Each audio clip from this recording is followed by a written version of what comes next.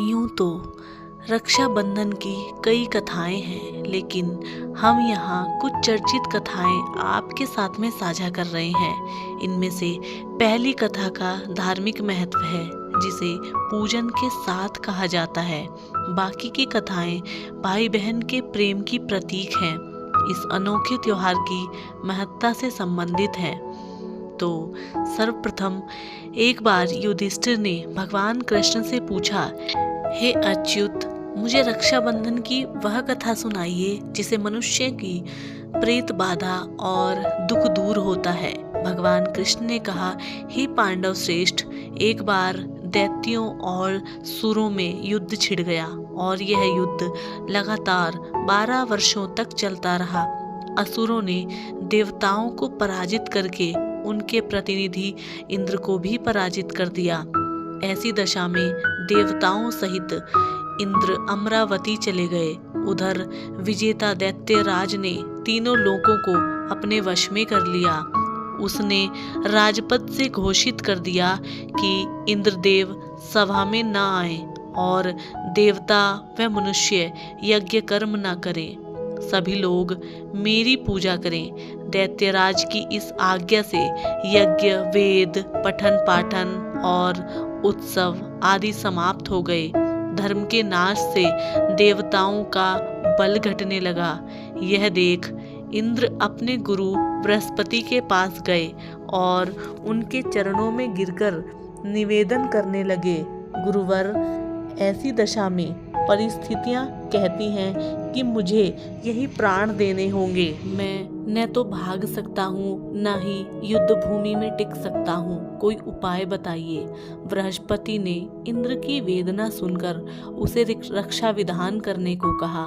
श्रावण पूर्णिमा को प्रातः काल निम्न मंत्र से रक्षा विधान संपन्न किया गया। येन भद्रो बलिर्राजा दानवेंद्रो महाबलम तेन त्वामिभ वर्धनामि रक्षे माचलः। इंद्राणी ने श्रावणी पूर्णिमा के पावन अवसर पर द्विजों से स्वस्ति वाचन करवाकर रक्षा का तंतु लिया और इंद्र की दाहिनी कलाई में बांधकर युद्ध भूमि में लड़ने के लिए भेज दिया। रक्षाबंधन के प्रभाव से दैत्य भाग खड़े हुए और इंद्र की विजय हुई। राखी बांधने की प्रथा का सूत्रपात यहीं से होता है। दूसरी कथा भगवान कृष्ण और द्रौपदी की है। एक बार भगवान श्री कृष्ण के हाथ में चोट लग गई और खून की धार बह निकली। यह सब द्रौपदी से देखा नहीं गया और उसने तत्काल अपनी साड़ी का पल्लू फाड़कर श्री कृष्ण के हाथ में बांध दिया। फलस्वरूप खून बहना बंद हो गया।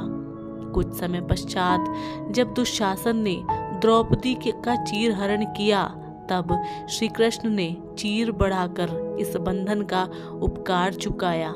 यह प्रसंग भी रक्षाबंधन की महत्ता का प्रतिपादित करता है। रक्षाबंधन की तीसरी कथा भारतीय इतिहास के अनुसार मुसलमान शासक भी रक्षाबंधन की धर्म भावना पर न्यौछावर थे। जहांगीर ने एक राजपूत स्त्री का रक्षा सूत्र पाकर समाज को विशिष्ट आदर्श प्रदान किया। इस संदर्भ में पन्ना की राखी विशेषतः उल्लेखनीय है। एक बार राजस्थान की 2 रियासतों में गंभीर कलह चल रहा था। एक रियासत पर मुगलों ने आक्रमण कर दिया। अवसर पाकर दूसरी रियासत वाले राजपूत मुगलों का साथ देने के लिए सैन्य सज्जा कर रहे थे। पन्ना भी इन्हीं मुगलों के घेरे में थी। उसने दूसरी रियासत के शासक को, जो मुगलों की सहायतार्थ जा रहा था, राखी भेजी। राखी पाते ही उसने उल्टे मुगलों पर आक्रमण कर दिया। मुगल पराजित हुए। इस तरह रक्षाबंधन के कच्चे धागे ने दोनों रियासतों के शासकों को पक्की मैत्री के सूत्र में बांध दिया। एक और कहानी प्रचलित है हुमायूं और करमवती की। मध्यकालीन इतिहास की घटना है चित्तौड़ की हिंदू रानी करमवती या कर्णावती। इन्होंने दिल्ली के मुगल शासक हुमायूं को अपना भाई मानकर उनके पास राखी भेजी थी।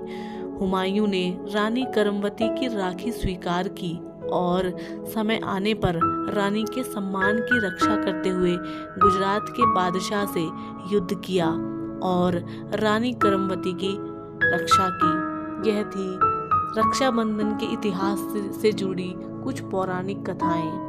तो हम उम्मीद करते हैं कि आपको हमारी ये कहानी पसंद आई होगी। अगर पसंद आई है तो आप हमारे चैनल को सब्सक्राइब कर लीजिएगा, हमारी वीडियो को लाइक कीजिएगा और अपने परिवारजनों और मित्रों के साथ में साझा कीजिएगा।